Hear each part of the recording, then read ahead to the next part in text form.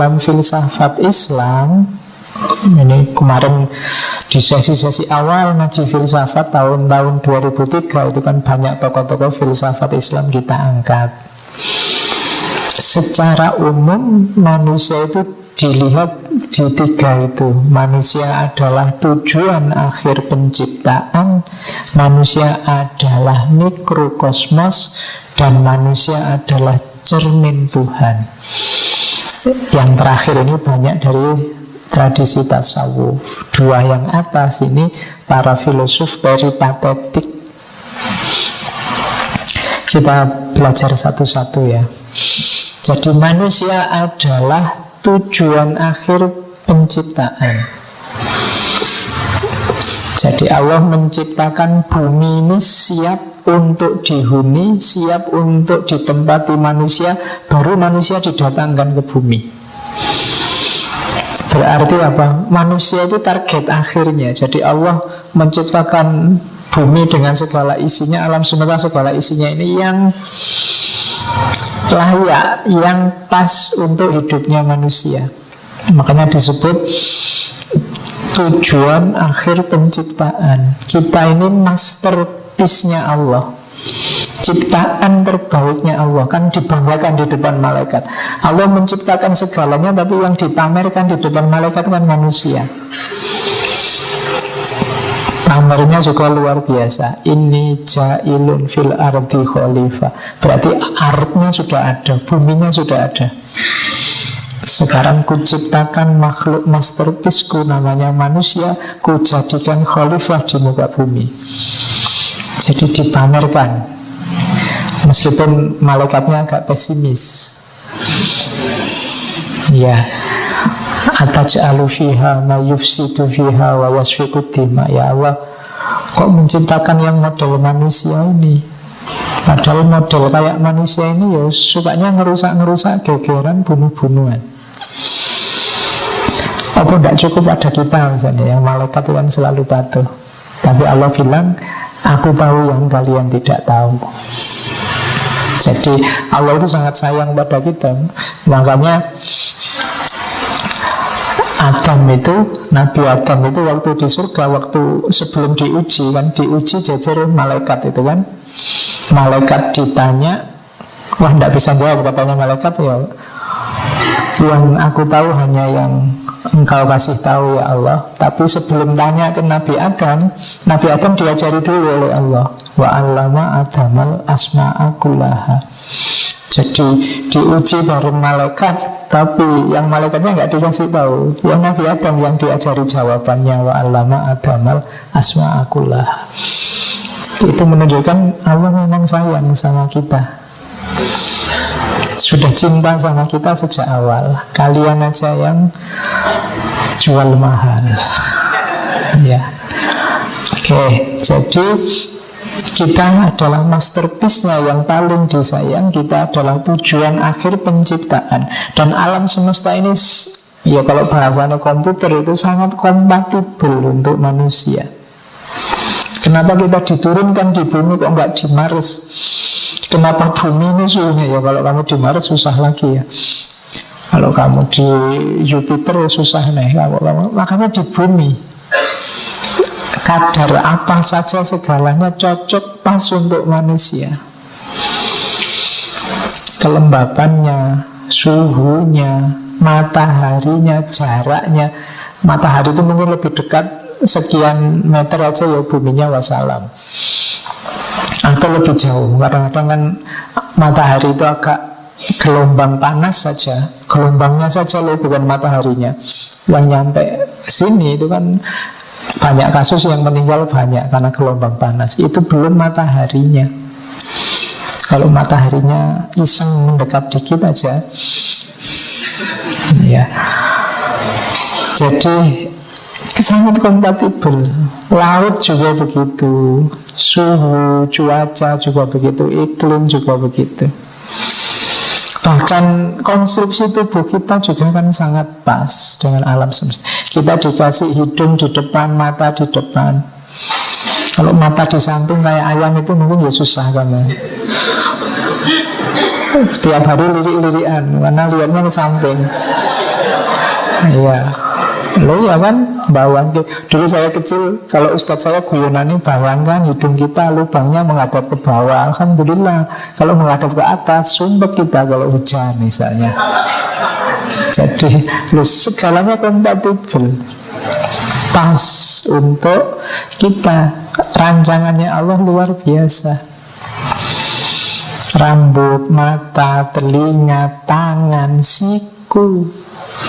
Siku pas di tengah ini kan, ngukuri ya susah loh, bisa pas tengah-tengah. Agak meleset dikit aja kamu takbir sedekap juga susah. Orang bawang ya. Jadi enggak, manusia itu sangat kompatibel dan pas untuk alam semesta. Dan pasti itu bukan kebetulan. Kalau teorinya Darwin kan itu kan hasil evolusi berpuluh-puluh tahun sehingga terbentuk sesuai karena kebetulan. Tapi kalau sangat banyak, tidak mungkin kebetulan. Kalau 1-2 bisa kebetulan. Jadi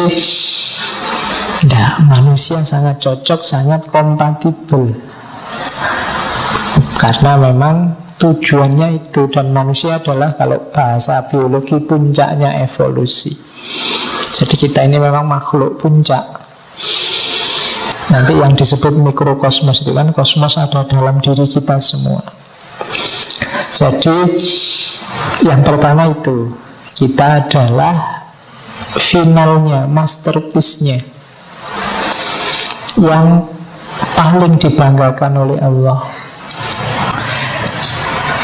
Terus yang kedua, ini di banyak teori para filosof muslim menyebut bahwa manusia itu mikrokosmos. Bahasa Jawanya jagat cilik. Jadi kita ini alam semesta dalam bentuk mini.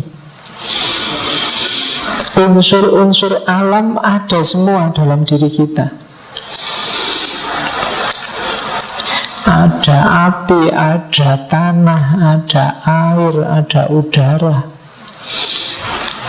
Semuanya ada dalam diri kita. Itu yang bagian itunya. Unsur tumbuhan juga ada, unsur hewannya juga ada, unsur, bahkan nanti ada unsur malaikatnya segala, ada unsur ilahiyahnya. Tapi dari sisi kosmos kita punya semua. Dalam diri kita ada mineral, ada tumbuhan, ada hewan. Hewannya jelas, tumbuhannya juga jelas. Kita kecil, besar, sampai itu kan unsur tumbuhan. Kita bisa tumbuh. Ada hewan. Kalau hewan itu ada mobilitasnya, agresivitasnya, ambisinya. Itu kan hewani.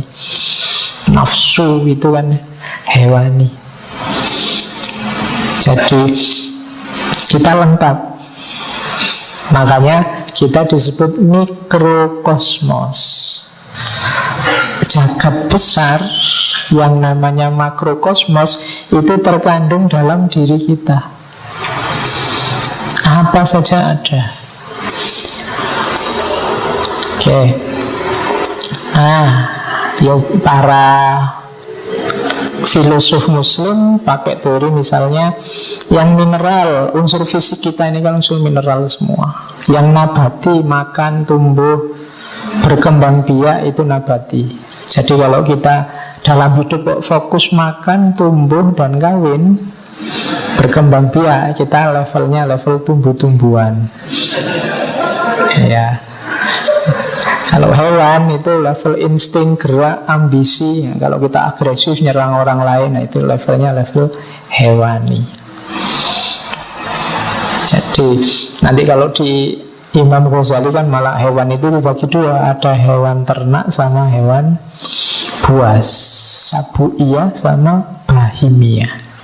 Bahimiyah yang binatang ternak, sabuiyah yang binatang buas. Ini nafsu hewani. Yang binatang ternak itu fokusnya tadi makan, minum, berkembang biak. Kayak sapi, kambing itu kan itu. Dia tidak punya ambisi, tidak punya cita-cita. Hidupnya pokoknya gitu aja. Manut saja, diseret ke utara, dibawa ke selatan. Nah, itu level bahimia. Nah, kebalikannya yang Sabuiyah ini agresifnya luar biasa, ambisius, nabrak kiri, nabrak kanan, keinginannya harus terpenuhi meskipun dengan jalan keras. Itu Sabuiyah. Dalam diri kita ada itu juga. Nah, makanya kalian tinggal teropong hidupmu. Kira-kira yang gayaku ini gaya apa ya? Gaya tumbuhan, gaya Bahimiyah atau gaya Sabuiyah? Ya gaya tumbuhan itu bendina ya mangan, nonton TV, main HP, terus ternyata tambah tinggi gitu terus. Nah itu berarti level tumbuhan. Oke. Terus, nah kalau yang manusia apa? Manusia cirinya adalah natik sama akil. Natik itu berbahasa, berbicara. Akil itu ya kekuatan berpikirnya, daya akalnya. Jadi itu yang membedakan manusia dengan yang bukan manusia. Ciri khasnya manusia itu natik. Natik itu berbicara, berkomunikasi dengan dasar akal menggunakan bahasa. Akal itu nanti ada 3 di para filosof muslim. Ada akal teoritis, ada akal kognitif, ada akal praktis, macam-macam. Bisa kembali lagi ke kajian-kajian filosof muslim sebelumnya. Nah, ada juga yang menyatakan, ini biasanya para tokoh tasawuf falsafi, manusia itu hakikatnya adalah cerminan Tuhan di bumi. Jadi cermin itu ya bayangan. Jadi kita ini dalam diri kita ada pantulan ketuhanan. Jadi cara berpikirnya begini. Segala hal di alam semesta ini memantulkan unsur ketuhanan. Apakah itu jalaliyah atau jamaliyah? Jalaliyah itu keagungan, kebesaran, kedahsyatan. Kalau jamaliyah itu keindahan. Apapun itu pasti ada salah satu dari 2 unsur ini. Mudahnya begitu. Gunung itu kalau kamu lihat kan indah, unsur jamaliyahnya kelihatan. Tapi waktu dia meletus, dahsyat mengerikan, unsur jalaliyahnya muncul. Jadi ada jalaliyah, ada jamaliyah. Apapun itu ada 2 unsur ini di seluruh ciptaannya Allah. Karena yang menciptakan Allah, kualitas ilahiyahnya pasti ada. Sementara dalam diri manusia ada jagat kecil tadi, kualifikasi. Kalau di alam semesta ada kualitas-kualitas ketuhanan, sementara dalam diri manusia ada alam semesta, ya otomatis kita sebenarnya hakikatnya adalah ilahi.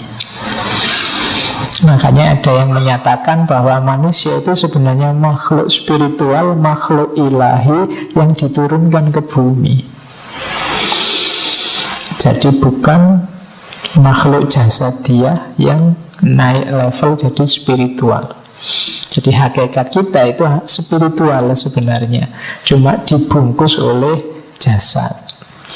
Nah itu manusia adalah cerminnya Tuhan di muka bumi.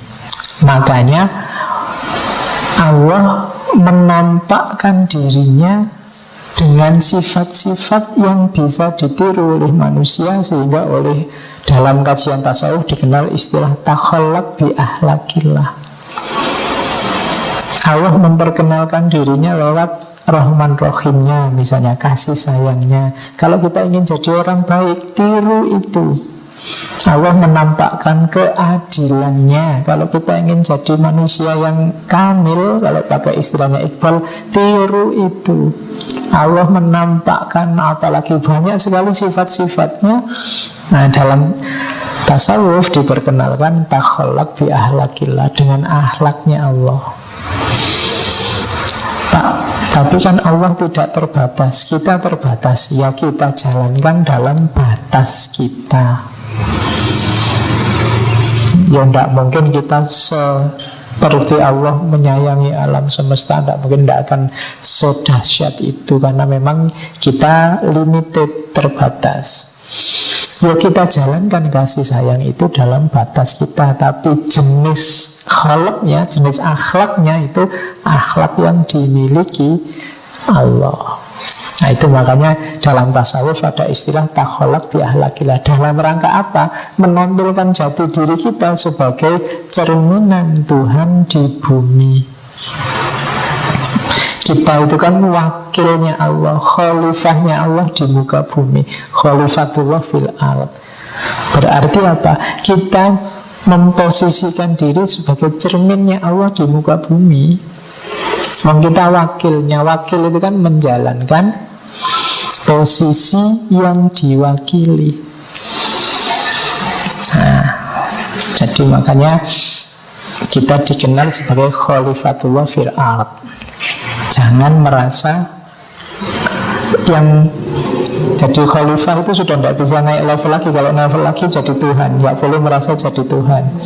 Karena kita levelnya hanya wakilnya. Oke, tidak mungkin kita naik level lebih tinggi. Beda kalau kamu di organisasi, wakil ketua bisa naik jadi ketua. Yang tidak enak wakil rakyat, karena kalau dia naik jadi rakyat. Oke. Terus jadi manusia itu tujuan penciptaan, mikrokosmos dan cerminan Tuhan di muka bumi. Ini teori-teori yang ada dalam kajian filsafat Islam.